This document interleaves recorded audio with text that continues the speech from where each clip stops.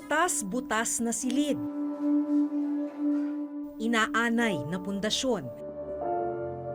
At tagpi-tagping mga pader. Dito nagtitiis ang mga estudyanteng ito sa Northern Samar.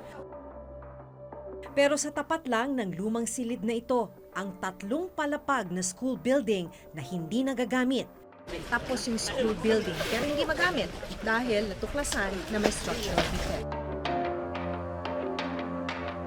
Yung kinakatakutan ninyo, Yung vibration na baka may mag-fail, that we're not sure yet. para siyang nag-sync. Uy! Sa tent namang ito nagtitiis ang ilang senior high school student.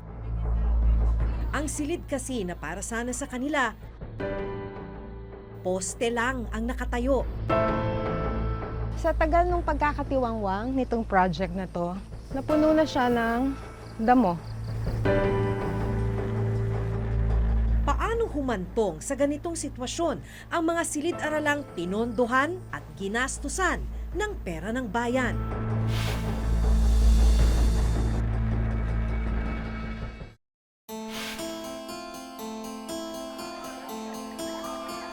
Sa gitna ng init, naabutan ng reporter's notebook na nagklaklase sa isang tent sa Alegria National High School ang 47 grade 12 students. Kabilang sa kanila, sina Allen Mariz at Shara May.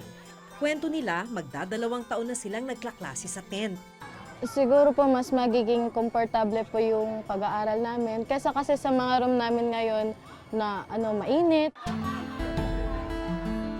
Noong araw na bumisita kami, sabay na ginagawa sa isang compound ng isang cultural program at ang klase sa tent ni na Shara May. Magtatapos na sila ngayong Biyernes sa senior high, pero ni minsan, hindi sila nakaranas na magkaroon ng maayos na silid.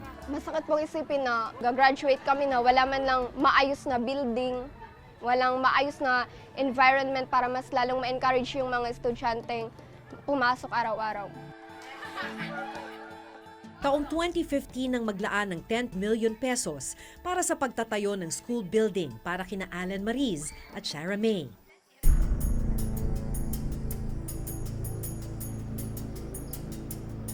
Makikita naman dito sa karatula na yung pagpapagawa nitong 2-story, 8-classroom school building nagsimula noong April 8, 2016. Ang contract cost, mahigit 10 million pesos, 10.6 million pesos. Yung contract duration o kung gaano katagal siya dapat gawin hanggang matapos ay 150 calendar days. Ibig sabihin lamang nun, sa loob ng 150 calendar days, dapat tapos na yung proyekto. Pero ito lang nasa likuran lang nung karatula, ito na yung school building na sinimulang itayo noong 2016. Wala pa rin. Itong mga steel bars na to dapat beams. Pero banda ron, makikita mo, sa tagal ng pagkakatiwangwang, lumundoy na. Kasama namin nung araw na yon ang DepEd engineer na nakatalaga sa pag-iinspeksyon ng mga itinatayong school building sa Northern Samar. Makailang ulit na raw inilapit ni na Engineer Ultra ng DepEd Region 8 ang problemang ito sa DPWH. Maski raw kasi sila, hirap